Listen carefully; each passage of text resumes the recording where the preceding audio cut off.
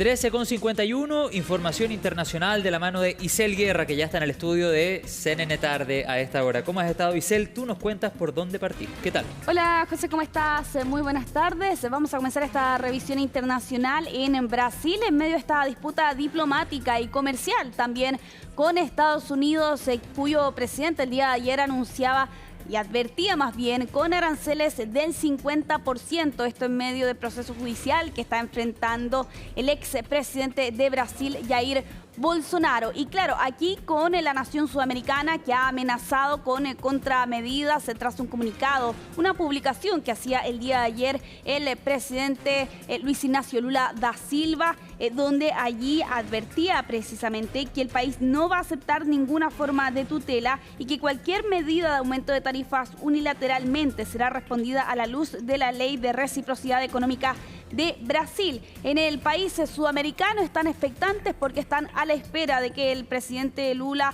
pueda entregar una declaración en cadena nacional. Se ha informado que eso podría ocurrir en las próximas horas, si no ya el día de mañana. Y aquí lo que plantean algunos expertos es que va a ir muy en la línea precisamente de lo que se publicaba en este comunicado el día de ayer. Defender la soberanía brasileña y allí la aplicación de medidas recíprocas. Y todo esto cuando Trump amenazaba ayer a Brasil en medio de este juicio que está enfrentando Jair Bolsonaro con aplicar aranceles del 50% a contar del próximo 1 de agosto. Lo cierto es que Brasil aquí tiene un déficit comercial con Estados Unidos. El 2024 precisamente ese déficit alcanzaba los 6.800 millones de dólares.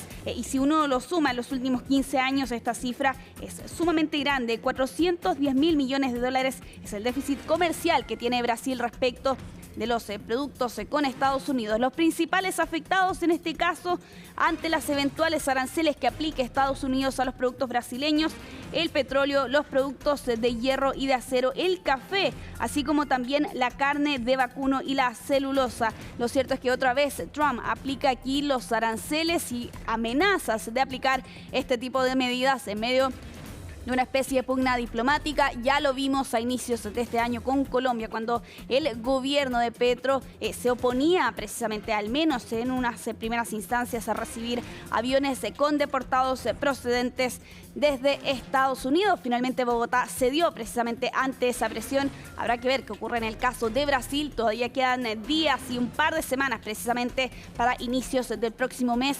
Aquí en Brasil hay quienes se confían en que eso podría cambiar eventualmente si se llegan a abrir negociaciones entre estos dos países. Vamos a cambiar, pero vamos a seguir hablando de Donald Trump con esta escena que se vivió el día de ayer en la Casa Blanca. Trump estaba recibiendo a algunos líderes africanos, entre ellos el presidente de Liberia, a quien elogió por su buen inglés, pero sin embargo ese elogio ha desatado diversas críticas al no considerar precisamente que este idioma es el idioma oficial de esta nación africana. Y ahí de hecho Trump le pregunta al presidente Joseph Boakai: ¿dónde aprendiste a hablar tan bien? Él le responde: en Liberia, precisamente país del que él es presidente. Bueno, Trump ahí le responde: hay gente en esta mesa que no habla tan bien inglés. Vamos a revisar precisamente parte de ese momento que se vio el día de ayer y que daba la vuelta al mundo en las siguientes horas. And we just want to thank you so much for this opportunity. Well, thank you. And such good English, such beautiful. Where did you learn to speak so beautifully? Where were you educated? Where? Yes, sir. In Liberia. Yes, sir. Well, that's very interesting. It's beautiful English. Sure. I have people at this table can't speak nearly as well. Very And good, they, sir. Thank you. Bueno, lo cierto es que estas declaraciones de Trump han sumado una serie de críticas. Están acusando al presidente de ser condescendiente, de mantener precisamente el estigma y el estereotipo respecto de África. Lo cierto es que desde la Casa Blanca han defendido la acción de Trump. Señala el asesor principal del mandatario para África que él estuvo en esa reunión y que todos agradecieron profundamente el tiempo y el esfuerzo del presidente, porque el continente africano nunca ha tenido un aliado tan fuerte en la Casa Blanca como el presidente Trump. Lo cierto es que ya se ha enfrentado también a otros líderes de este continente. Más recientemente vimos precisamente la visita del presidente de Sudáfrica en medio de las acusaciones de la administración de Trump de supuestamente un genocidio contra agricultores blancos en ese país. Vamos a cambiar de tema, vamos a continuar en Ucrania porque Rusia ha parecer ha modificado precisamente su estrategia para lanzar ataques contra el país vecino después de 3 años de guerra. ¿Por qué? Porque lo que ha ocurrido en estos últimos días es que Moscú ha lanzado cientos de drones precisamente para atacar y así boicotear precisamente los esfuerzos de defensa antiaéreo que tiene esta nación. Lo vimos durante esta semana, lanzaron más de 700 drones y más de 10 misiles. Bueno, la noche de ayer ocurría una situación similar, más de 400 drones y 18 misiles, de ellos 8 balísticos, fueron lanzados por el Kremlin contra la capital y con el cambio de la estrategia, ¿no? Desde diferentes altitudes, ataques desde todas las direcciones, algunos de ellos incluso cambiando abruptamente de dirección en este esfuerzo de sobrecargar las defensas aéreas. Desde la Fuerza Aérea precisamente de Ucrania señalaban hoy más temprano que habían sido derribadas 382 de estos drones lanzados por Moscú, pero de todas formas se reportan 2 víctimas fatales, entre ellas una policía de 22 años.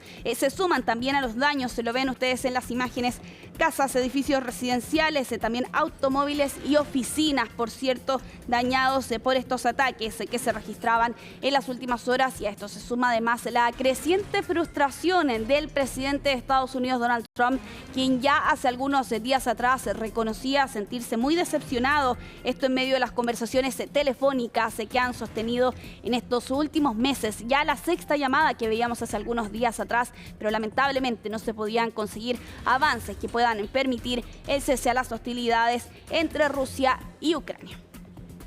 Nos vamos hasta Asia, en particular hasta Japón, debido a estas fuertes precipitaciones que se reportaban hoy más temprano en la capital, en Tokio. Imágenes que dan la vuelta al mundo a esta hora debido a la gran cantidad de agua que caía precisamente a eso de las 7 de la tarde, en plena hora punta. Y aquí con algunos reportes que hablan de hasta 120 milímetros de agua caída en cosa de horas. Eso motivaba a las autoridades a aplicar esta advertencia de inundaciones por riesgos, además de deslizamientos de tierra. Hay varios efectos que se reportaban en las horas siguientes debido a este hecho. Por ejemplo, vehículos atrapados en pasos subterráneos, también dificultades para poder movilizarse en algunos sectores de Tokio. Todo esto cuando, si bien se ha levantado esta alerta, porque por algunos momentos se escucharon sirenas precisamente en la capital japonesa, lo cierto es que una hora y media después esas alertas fueron reducidas.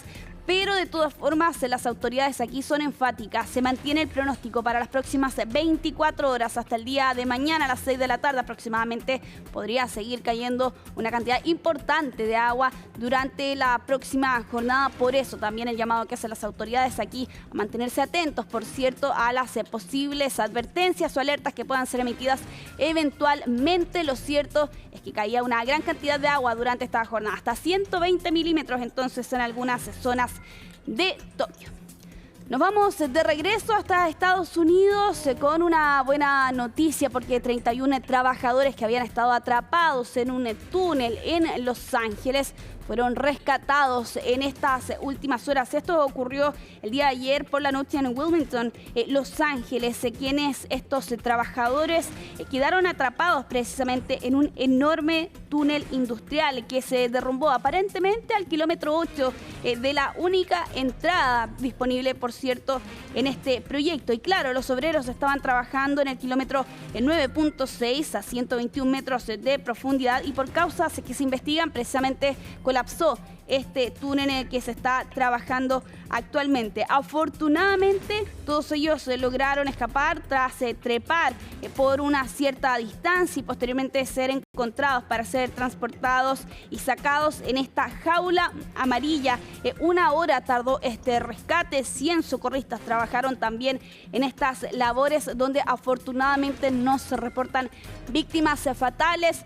Solo hay heridos, ni siquiera hay heridos graves, al menos según el reporte que entregaban hoy más temprano las autoridades respecto a los esfuerzos, por cierto, para poder conseguir la salida de estos 31 trabajadores. Lo cierto es que este túnel en alguna zona, ¿no?, de 5,5 metros de ancho y 11,3 kilómetros de largo, está siendo realizado por estos meses para transportar aguas residuales tratadas al Océano Pacífico. Bueno, precisamente en medio de esos trabajos es que ocurría esta emergencia el día de ayer, pero afortunadamente estas 31 personas se lograron salvar con vida y sin heridos graves después de este incidente, que tiene que ser investigado para establecer eventuales responsabilidades detrás del colapso de esta estructura en el kilómetro 8. Ya para ir cerrando esta revisión internacional, lo vamos a hacer con esta subasta que se concretó durante esta jornada de la histórica cartera Birkin, la original, la que tuvo en su momento y utilizó por muchísimos años José Jane Birkin, esta artista, actriz británica, que por lo demás se le creó a ella esta cartera por parte de la marca Hermès. Y claro, precisamente esta misma cartera fue subastada durante esta jornada por 10 millones de dólares. 8,6 millones de euros, sumando allí los gastos adicionales. Con esto, el bolso se convierte en el más valioso jamás vendido en una subasta que llevó a cabo durante esta jornada Sotheby's, en una puja bastante acalorada, te diría, José, que se extendió por aproximadamente unos 10 minutos. Y claro, hay este bolso de cuero negro que ya con el paso de las décadas está desgastado, tiene algunas manchas. Finalmente consiguió esta puja de 10 millones de dólares. Y claro, mira, con este bolso que fue creado exclusivamente para esta artista británica, que lo utilizó entre 1985 hasta el 94, cuando finalmente decidió venderlo para reunir fondos para la investigación del SIDA. Bueno, ha pasado por algunos dueños, ha estado también en algunos museos, como el MoMA, ¿no?, en Nueva York. Finalmente ahora tiene un nuevo dueño que pagó 10 millones de dólares, superando cualquier récord. Y se nota con muchas personas interesadas ahí alrededor, como tú decías, en una venta que tomó 10 minutos. Exacto. Una cosa poca, 10 millones de dólares, wow. Sí, muchísimo. Aquí aparentemente supera totalmente las expectativas que tenían desde esta casa de subastas, porque el último récord respecto de una bolsa o de una cartera era de 500 mil dólares aproximadamente. Mira, aquí se supera con creces esa cifra. Isel Guerra, gracias por la información. Quedamos atentos a Japón también, como tú nos señalabas anteriormente. Que tengas una buena tarde. Igualmente, que estés bien. Nos vemos. Chao. 2:03, vamos a la pausa. Al regreso hablamos de deporte en CNN Tarde.